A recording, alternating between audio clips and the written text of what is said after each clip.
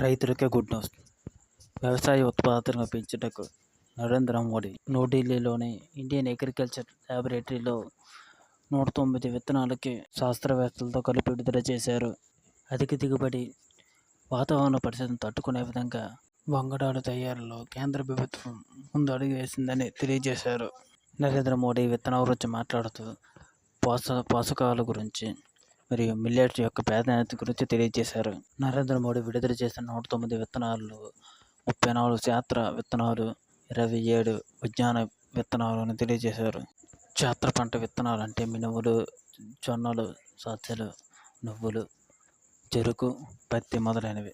ఉద్యాన పంటలు అంటే పళ్ళు, కాయగూరలు, ఆకుకూరలు, సుగంధ ద్రవ్యాలు, దుంపలు, బంగాళదుంపలు మొదలైనవి. వ్యవసాయం అనేది భారతదేశంలో వెన్నెముక లాంటిది అనేది మీకు మా ఛానల్ నచ్చితే లైక్ చేయండి. మరిన్ని అప్డేట్స్ కోసం సబ్స్క్రైబ్ చేయండి.